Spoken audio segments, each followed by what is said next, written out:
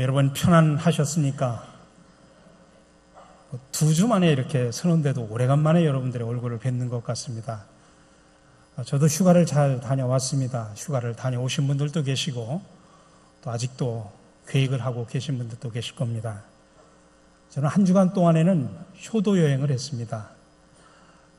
제가 한 2년 전부터 저희 4가족만 가서 이렇게 쉬는 것보다는 부모님을 연로하신 부모님을 모시고 가서 함께 휴식을 하는 게 좋겠다 싶어서 부모님과 함께 우리가 이렇게 같이 가서 휴가를 맞이합니다.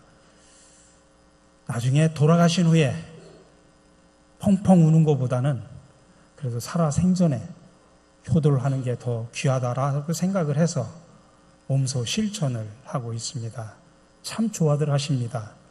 자식들하고 손주들하고 이렇게 함께 어울리는 그 모습을 바라볼 때, 참 흐뭇해하는 모습을 볼 때 참 큰 것이 아니라고 할지라도 그렇게 하나씩 마음을 쏟는 것이 참 효도가 아닐까 그런 생각을 해봅니다. 그리고 주일에는 목사가 다른 교회를 갈 시간이 없죠. 그래서 제가 꼭 휴가를 낀 주일에는 제가 다른 교회를 가서 예배를 드립니다. 주일 한 주에도 몇몇 교회를 가서 제가 예배에 참석을 하고 또 목회자의 시각으로 가서 다른 교회 예배 드리는 모습들, 또 여러 가지 모습들을 제가 살펴보게 됩니다. 그리고 이제 월요일부터 제가 강화도에 있는 갈멜산에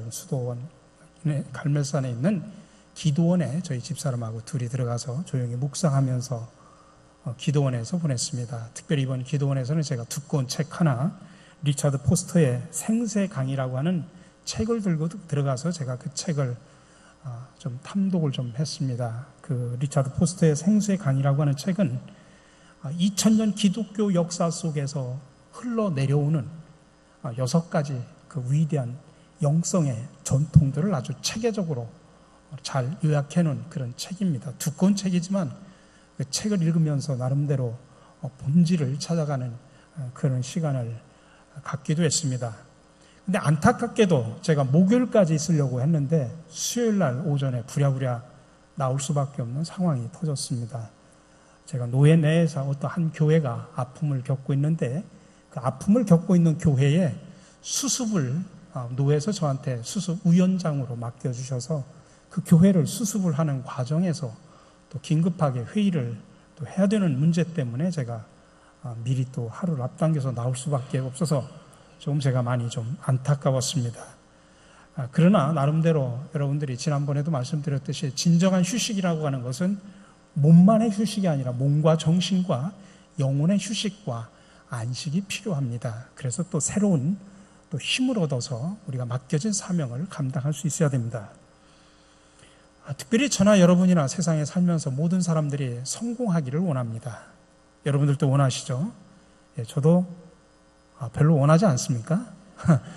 예, 저도 여러분 그 성공하는 목회자가 되기를 원합니다. 근데 제가 SNS를 보니까 인터넷에 이런 글이 있습니다. 성공하는 남자, 성공하는 여자가 뭘까? 성공하는 남자란 마누라가 쓰는 돈보다 많이 버는 사람. 그 다음에 성공한 여자는 그런 남자를 만나는 사람. 그렇게 누가 표현을 했더라고요. 근데 저는 특별히 그 SNS 가운데 제가 페이스북을 하게 됩니다. 페이스북을 하면 우리 교회 안에도 성도들 가운데 페이스북을 하시는 분들은 저하고 이렇게 소통을 하기도 하는데 페이스북을 하다 보면 제가 늘 어떤 곳에 가든지 제가 그 페이스북에다 제가 사진과 글을 올려놓습니다. 그러다 보면 많은 분들이 페이스북을 통해서 이렇게 소통을 하기도 하죠. 거기에 보면 어떤 분이 저한테 페이스북에 사람의 성공은 3가지로 측정을 한다고 하는 글을 저한테 보냈어요. 그래서 제가 여러분들한테 한번 소개를 해드리려고 합니다. 뭐가 정말 성공일까? 3가지로 측정이 된다고 하는데 첫 번째로는 현직에 있을 때보다 은퇴한 후에 더 존경을 받는 사람이 성공한 사람이라고 하는 것입니다. 내가 힘이 다 빠졌을 때도 더 많은 내방객들이 오는 거죠. 내가 막 돈줄 있고 막 권력 있고 그때는 막 사람들이 밀물처럼 몰려왔다가 내가 은퇴하면 사람들이 쭉 썰물처럼 빠져나가는 그런 삶을 살았다고 하면 얼마나 서글프겠습니까? 다시 말하면 어떤 지위의 리더십보다는 어떤 인격과 성품의 리더십을 가지고 있어야 된다라고 하는 그런 의미일 겁니다. 두 번째로는 자신의 남편이나 아내 그리고 자식들로부터 더 많이 인정받는 사람. 이게 바로 진정한 성공이라는 것입니다. 여러분들 요즘 많은 사람들이 밖에 나가, 옛날에는 남자만 나가서 일하지만 요즘 남자 할 것 없이 여자도 나가서 일하지 않습니까? 근데 우리는 밖에서 열심히 일해서 나름대로 성공을 합니다. 그러나 정작 가정에 들어와서는 영 아닙니다. 여러분, 그게 진정한 성공일까? 그거는 가짜 성공이라는 이야기입니다. 다시 말하면 산토끼보다는 집토끼를 잘 잡으라고 하는 그런 옛말의 실현이겠죠. 마지막은 내가 죽은 후에 자식들끼리 화목하게 사는 모습을 보여주는 사람이 진정으로 성공한 사람이다. 얼마 전까지만 해도 롯데 시네마의 막장 드라마가 우리 매스컴을 통해서 수도 없이 나왔습니다.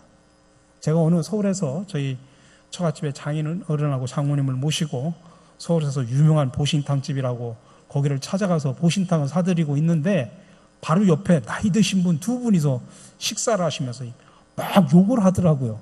그래서 도대체 이분들이 왜 맛있는 거 먹으면서 욕을 하고 했더니 그 롯데 시네마에 나오는 막장 드라마의 주인공들을 놓고 막 욕을 하더라고요. 이런 버르장머리 없는 놈들, 후레자식들 하면서 막 그렇게 욕을 하는 그 모습을 보면서 돈이 많은들 뭐 하겠습니까? 자식들이 저 모양이고 사람들에게 그런 모습으로 비춰지는데요. 여러분 한번 스스로를 생각을 해보십시오. 나는 정말 성공한 사람으로 살아왔는가? 아니, 성공한 사람으로 내 인생을 마무리할 수 있을까?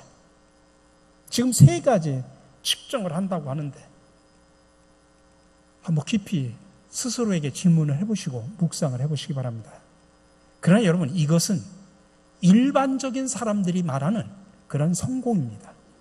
근데 오늘 저는 여러분들에게 일반적으로 말하는 그 성공을 이야기하는 것이 아니라 진정한 그리스도인으로서 우리는 무엇을 성공이라고 말할 수 있을까라고 하는 것을 말씀을 드리려고 합니다.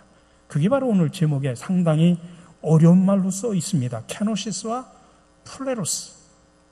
다시 말하면 비움과 채움의 조화를 이룰 수 있는 사람이 진정으로 성공한 사람이다라는 이야기입니다. 첫 번째로 비움에 관한 이야기입니다. 노자는 도적경에서 이런 말을 했습니다. 그 그릇에 빔에 그릇에 쓰임이 있다. 문과 창을 뚫어 방을 만든다. 그 방에 빔에 방에 쓰임이 있다.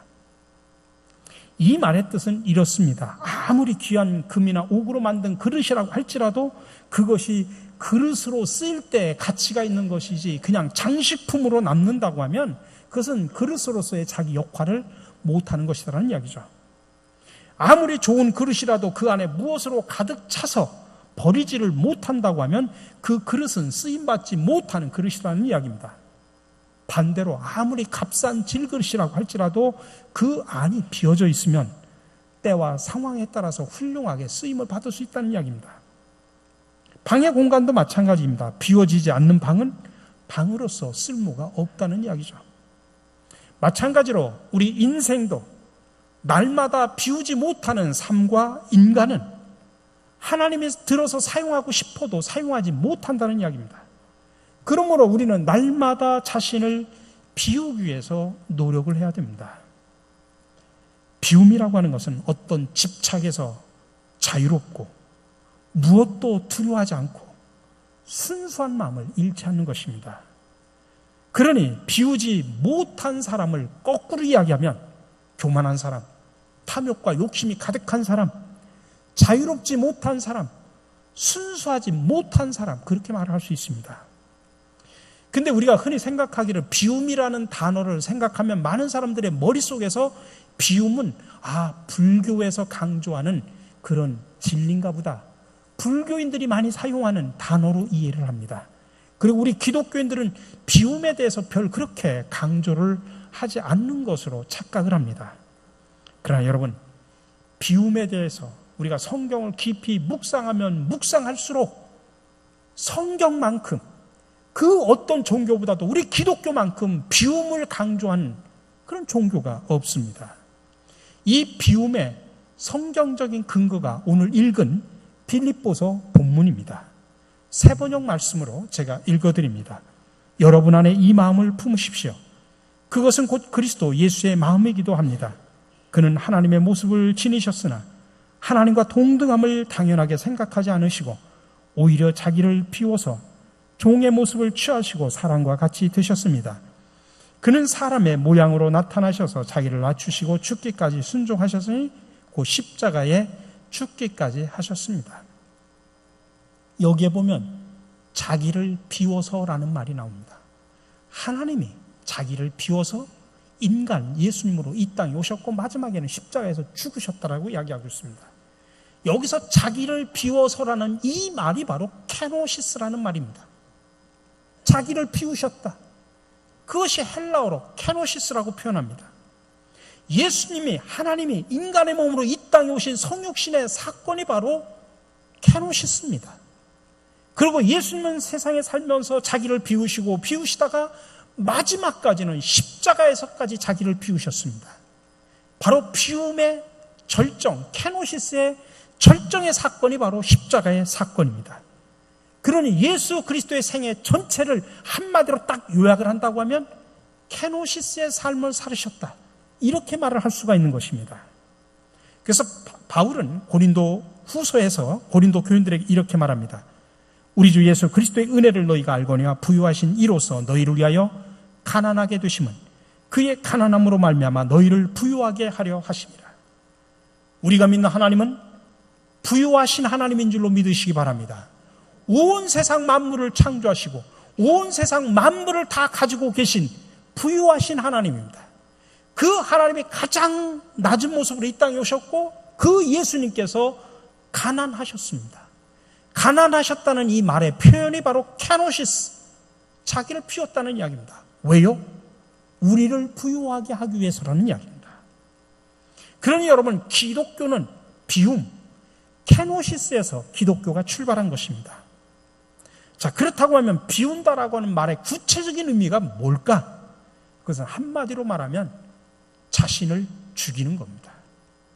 고린도전서 15장 31절에서 바울은 케노시스한 그 그리스도를 뜨겁게 가슴으로 만난 이후에 자기도 케노시스의 그리스도를 따라서 이렇게 산다라고 고백을 하는데, 형제들아 내가 그리스도 예수 우리 주 안에서 가진 바 너희에 대한 나의 자랑을 두고 단언하노니 나는 날마다 죽노라. 부활하신 예수님, 그래서 정말 그의 삶 속에서 케노시스를 우리에게 몸으로 보여주신 그 예수님을 만난 이후에 바울은 인생관과 그의 가치관이 완전히 변화되어서 자기는 예수님처럼 날마다 죽노라라고 고백합니다. 나는 날마다 피우겠습니다. 그 말은 날마다 나도 죽겠습니다라고 하는 그런 의미라고 보는 것이 이야기하는 것입니다. 그러니까 우리 기독교인의 신앙의 진수는 한마디로 표현하면 나 자신을 죽이는 겁니다. 아직도 살아있습니까? 여러분, 그럼 아직도 죽지 못한 겁니다. 피우지 못한 겁니다. 오늘 사도 바울이 나는 날마다 죽노라고 말하는 것처럼 자기 자신을 죽이는 게 바로 신앙의 본질입니다. 이게 바로 케노시스의 삶입니다. 제가 수요일 날 우리 노회내에 아픔을 겪고 있는 한 교회 때문에 제가 일찍 나왔다고 말씀을 드렸습니다. 어제가 토요일인데 평상시 토요일이면 제가 말씀을 묵상하고 깊이 이렇게 편하게 쉬는 날인데 저는 어제 밤 늦게까지 그분들하고 이야기를 나누고 제가 집에 10시 넘어서 들어왔습니다. 정말 피곤하게 한 3시간 동안 이야기를 나누다 보니까 제 머리도 너무나 피곤하고 띵할 정도로 그렇게 이야기를 하고서 제가 돌아왔습니다. 여러분, 제가 그 교회를 수습하면서 제가 느끼는 게 있습니다. 어느 개인의 갈등이든지 아니면 교회 내에서 공동체 내에서 갈등이든지 제일 중요한 것은 갈등이 있을 때는 한쪽 편 이야기만 들어서는 안 됩니다. 양쪽의 이야기를 다 들어야 됩니다. 왜 그러냐면요, 저도 수도 없이 우리 교회 내에서의 갈등, 또 많은 공동체 속에서 갈등을 바라보면 공통적으로 느끼는 게 있습니다. 그게 뭐냐면, 저한테 이쪽 사람이 와서 얘기할 때 뭐라면 나는 이런 억울한 일을 당했습니다. 이런 아픔이 있습니다. 자기 억울한 일, 자기 아픔은 이야기하는데 자기가 잘못한 것에 대해서는 한마디도 이야기를 하지 않습니다. 또 이쪽 사람을 만나면 그도 똑같이 이야기합니다. 나 아픕니다. 저 힘듭니다. 저 사람 때문에 힘듭니다. 한데 자기가 잘못한 것은 한마디도 안 해요. 그렇기 때문에 양쪽 이야기를 듣고서 판단을 해야 됩니다. 근데 우리 노회에서 그 교회 가면서 전권위원회라고, 그 교회가 문제가 생겨서 전권위원회를 구성을 해서 그 교회에다 파송을 했어요. 근데 전권위원회가 가서 첫 단추를 잘못 깼습니다. 힘 있는 어느 한쪽의 이야기만 듣고 이쪽 이야기를 안 들은 겁니다. 결정적인 실수가 거기서부터 나온 겁니다. 그래가지고 그 이야기를 가지고 노회에다가 그대로 보고를 했어요. 그래서 노회 모든 목사님과 장로님은 한쪽 이야기만 들은 이야기만 가지고 그 교회를 이해를 했어요. 그래서 저놈들은 죽일 놈들이네, 나쁜 놈들이네, 이렇게 이해를 한 겁니다. 그러니까 막 문제가 시끄럽고 복잡해지기 시작을 했어요. 근데 이 문제가 이쪽에 한쪽에 억울한 쪽에 도저히 해결이 안 되니까 사회법정에다 고소를 해버린 겁니다. 그래서 나중에 노회가 몇 차례 열려서 이래서는 안 되겠다 싶어서 수습위원회를 구성을 해서 제가 위원장이 돼서 그곳을 가서 수습을 해달라고 파송을 해서 제가 갔는데, 먼저 그 교회에 가서 한쪽 이야기를 2번을 2회에 걸쳐서 가서 들었습니다. 그리고 한쪽에 이쪽 분들을 또 2번에 똑같이 동시에 만나서 2번의 이야기를 들었어요. 양쪽의 이야기를 들으면서 결국에는 사건의 진실이 얼만큼 왜곡됐는가를 깨닫게 된 겁니다. 우리 수습위원들이 공통적으로 느끼는 게 이 사건이 왜곡됐구나, 진실이 왜곡됐구나 하는 것을 그때서야 깨닫게 된 겁니다. 그래서 저희가 수습을 하면서 첫 번째, 진실을 밝혀야 되겠다. 진실이 분명하게 드러나야 되겠다. 그 속에서 수습을 해야 올바른 수습이 되지, 진실은 덮어버린 채 대충 봉합을 해서 문제가 해결될 일은 아니다. 그 교회도 앞으로 그 진실을 덮고 문제를 해결해버리면 그 교회도 영영 건강한 교회로 서질 못합니다. 그 속에 가장 중요한 한쪽의 진실을 덮게 만든 한 원인이 힘 있는 어느 원로 목사님 때문에 그렇습니다. 은퇴를 하시고도 교회 모든 것을 사사건건 간섭하시는 한 은퇴 목사님. 그래서 어느 담임 목사님이 오시더라도 그분의 마음에 안 들면 쫓겨나게 되는 그런 그분의 탐욕과 욕심이 한 교회 공동체를 그렇게 무너뜨린 겁니다. 근데 결국은 그분에 의해서 모든 이야기가 노회로 전달이 된 겁니다. 그러다 보니까 왜곡이 돼버린 겁니다. 진실이.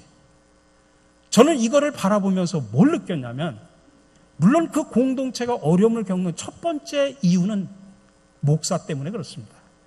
어디든지 교회가 힘들 때는 제일 먼저 목사가 통회하고 자복을 해야 됩니다. 목사가 바로 서면 됩니다. 그러니까 누구도 다른 사람한테 핑계댈 필요 없습니다. 지도자가 잘못되어 있기 때문에 그런 겁니다. 그래서 목사가 통회하고 자복해야 됩니다. 그리고 나서 우리가 지혜롭게 수습을 해나가야 됩니다. 그러나 동시에 탐욕을 가져서는 안 된다는 이야기입니다. 한 사람의 탐욕이 교회 공동체를 쓰러뜨리고 넘어뜨리는 그 모습, 그 건강하게 부흥하는 교회가 앞으로 다시 새롭게 회복되려면 엄청나게 많은 시간과 투자를 해야 됩니다. 그거를 바라보면서 제일 좋아하는 게 누굽니까? 사탄막입니다. 교회가 성장하고 부흥하고 하는 걸 제일 싫어하는 게 사탄막입니다. 그러니까 모든 사람들이 나는 아니다라고 생각하지만 사탄막의 하수인의 역할을 하는 겁니다. 그래서 교회가 분열이 되고 아픔을 겪는 겁니다. 여러분, 우리가 왜 그러냐? 자신을 비우지를 못하니까 그래요. 자신의 탐욕과 욕심과 이기심을 비우지 못하니까 결국 공동체가 힘들어하고 아파더라는 이야기입니다. 여러분, 캐노시스 비워야 됩니다. 저는 가끔 교회 안에서도 많은 사람들이 그런 이야기를 합니다. 찾아와서 막 교회 일을 하다 힘들고 어려울 때 찾아와서 뭐라고 이야기하냐면, 목사님, 제가 교회 일을 하자니 자존심 상해서 못하겠습니다. 자존심 상해서 못하겠대요. 여러분, 우리 예수님은 여러분보다 더한 자존심이 망가지는 가운데서도 그는 십자가의 구원의 사역을 감당하셨습니다. 여러분, 그러니 교회 일을 할 때는 자존심은 집에다 놓고 오시기 바랍니다. 뭐 그렇게 내 자존심이 중요합니까? 비우시기 바랍니다. 여러분, 예수님이 그렇게 하셨기 때문에 그렇습니다. 우리는 그분을 닮아가려고 노력하고 있지 않습니까? 그분의 뒤를 따르려고 하는 제자들이지 않습니까? 근데 뭔 자존심 가지고 일합니까? 여러분, 자존심은 십자가에 못 박아버리시기 바랍니다. 죽이시기 바랍니다.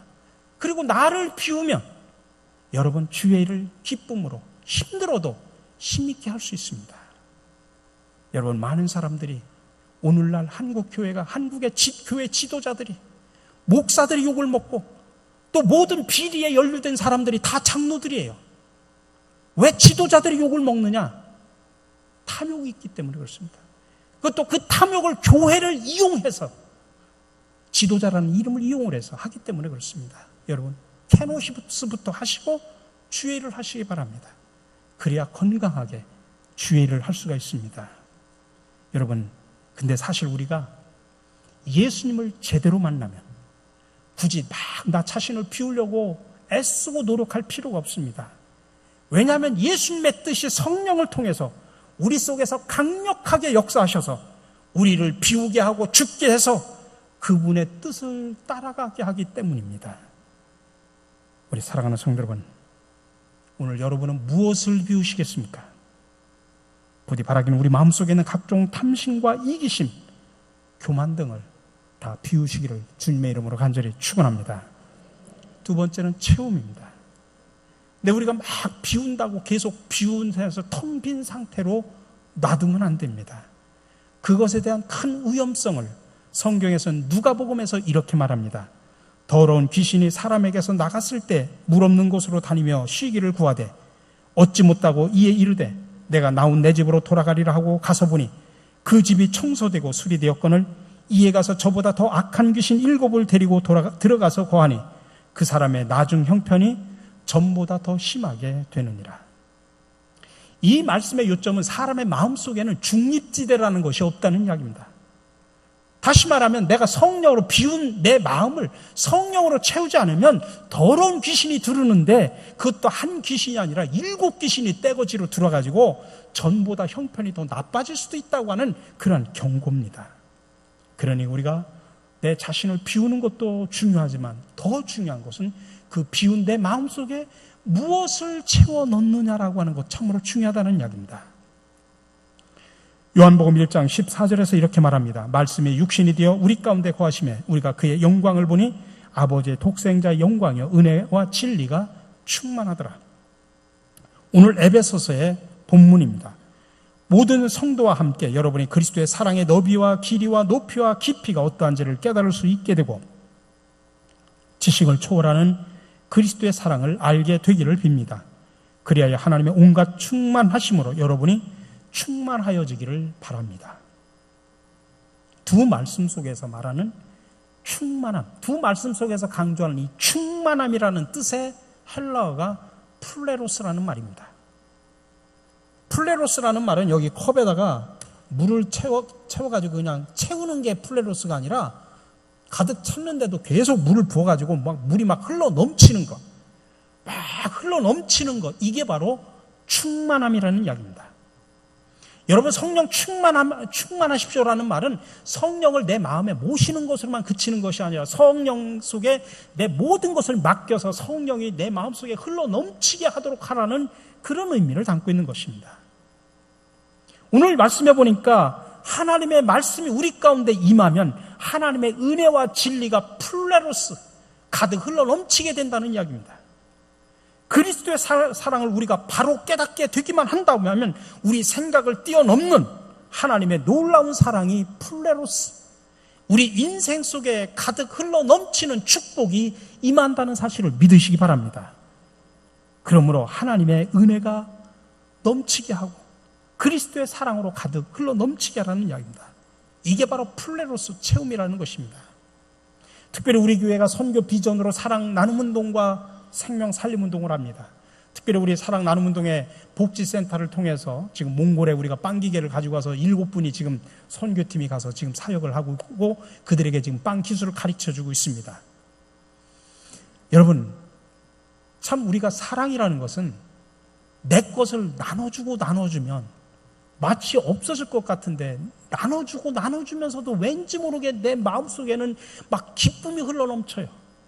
아니 내 거 주는데도 막 기쁨이 흘러넘치고 은혜가 흘러넘치고 참 묘하죠. 여러분 옛날에 보면 시골에 보면 우물이 있지 않습니까? 우물을 동네 사람들이 다 와서 서로 막 퍼갑니다. 그 퍼가면 고갈이 돼야 되잖아요. 근데 퍼가도 우물은 계속 흘러넘칩니다. 이게 바로 놀라운 사건입니다. 여러분 플레로서 하나님의 말씀으로 그리스도의 사랑으로 우리 속에 충만하면 끊임없이 퍼내도 흘러넘치는 역사가 일어난다는 것입니다. 이런 충만함을 체험하는 저와 여러분들이 되시기를 간절히 바랍니다. 그럼 무엇으로 채워야 될 거냐? 여러분 인간의 탐심과 이기심으로 채워놓으면 이런 현상이 나타납니다. 갈라디아서 5장 19절입니다. 육체 행실은 분명합니다. 곧 음행과 더러움과 방탕과 우상 숭배와 마술과 원수 맺음과 다툼과 시기와 분노와 이기심과 분열과 분파와 질투와 술 취함과 흥청거리는 연애와 또 이와 비슷한 것들입니다. 내가 전에도 여러분에게 경고하였지만 이제 또다시 경고합니다. 이런 일을 하는 사람들은 하나님 나라를 유업으로 받지 못할 것입니다. 그러나 하나님의 성령으로 가득 채우면 이렇게 됩니다. 그 이어서 나오는 말씀입니다. 성령의 열매는 사랑과 기쁨과 평화와 인내와 친절과 선함과 신실과 온유와 절제입니다. 이런 것들을 금할 법은 없습니다. 그리스도의 사랑과 성령으로 플레로스 우리 가운데 풍성하게 가득 넘치게 한다고 하면 성령의 9가지 열매를 주렁주렁 맺는 멋있는 성도로 살아갈 수 있다고 하는 사실입니다. 근데 여러분 여기서 우리가 한 가지 빼놓지 말고 주목해야 될 것이 있습니다. 그것은 순서를 바꾸면 안 된다는 이야기입니다. 오늘날 많은 사람들이 살아가면서 순서를 바꾸면서 살아갑니다. 먼저 그냥 가득 채우려고 합니다.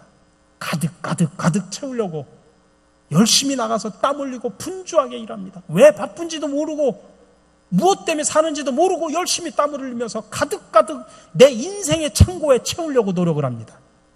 근데 여러분 세상 것으로는 가득 채워도 갈증만 느낍니다. 제가 옛날에도 한번 말씀을 드렸죠. 미국에서 가장 자기 스스로 가난하다고 생각하는 사람들의 재산이 얼마인 줄 아십니까? 통계가 나와 있는데 나는 가난합니다라고 그렇게 느끼는 자기 스스로 느끼는 그런 사람들의 평균 재산이 20억에서 30억을 갖고 있는 사람들이 그렇게 나는 가난하다고 느끼고 있답니다. 왜 그러냐면 그런 사람들은 이미 50억, 60억, 100억 그 이상의 사람들하고 교제를 해봤거든요. 그러다 보니까 자기는 그 사람들에 비하면 가난하다고 느끼는 거예요. 감사한 게 아니라 가난하다고 느끼는 거예요.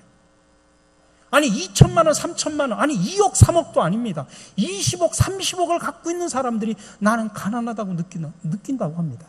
그러니 아기다툼하면서 아둥바둥하면서 더 많이 채우려고 노력을 하지 않습니까? 이게 바로 우리 인간의 모습입니다. 여러분, 그러나 비워야만 채울 수 있다는 이 사실을 기억하셔야 됩니다. 그러니 여러분 먼저 비우는 훈련부터 하셔야 됩니다. 그리고 나서 제대로 채워야 됩니다. 여러분 농사를 모르는 사람들은 논에 물이 가득 차 있으면 벼가 잘 자라는 줄 압니다. 하지만 여러분 논에 물이 늘 차 있으면 벼가 부실해져서 작은 태풍에도 쉽게 넘어집니다. 그래서 가끔씩은 논에서 물을 빼기도 하고 논바닥을 말려야만이 벼가 튼튼하게 자랍니다. 여러분 우리의 삶의 그릇도 마찬가지입니다. 물을 비워야 할 때가 있고 물을 채워야 할 때가 있습니다. 그러니 여러분 인생이라고 하는 것은 흘러가는 것이 아니라 비우고 채우는 과정의 연속입니다. 그러므로 우리 진정한 그리스도인으로서 한평생 붙들고 씨름해야 될 2가지 과제가 있습니다. 그것은 첫 번째로 나는 일생을 살아가면서 내려놓을 것이 무엇인지 늘 고민해야 됩니다. 그리고 두 번째로는 또 다시 주님 앞에 구하고 내가 채움 받아야 할 것이 무엇인가. 여러분 2가지를 놓고 늘 씨름해야 됩니다. 그렇다면 오늘 여러분은 무엇을 비우고 또 무엇을 채우시기를 원하십니까? 우리 바라는 탐욕과 이기심, 그리고 우리의 평안을 피우시고 진리와 하나님의 사랑 그리고 성령의 연료들로 가득 채워 멋있는 성도로 살아가시는 저와 여러분들이 되시기를 주님의 이름으로 간절히 축원합니다. 사랑해 주님, 이 시간 이 땅에 오셔서 비움과 채움의 삶을 사셨던 주님을 묵상합니다. 이제 저희를 주님의 참된 제자로 거듭나 주님처럼 살아가게 하옵소서. 주님처럼 자신을 피우게 하옵소서. 그리고 주님처럼 성령으로 충만하게 하옵소서. 십자가에서 자신을 비우시고 성령으로 우리를 채워주신 예수 그리스도의 이름으로 기도드립니다.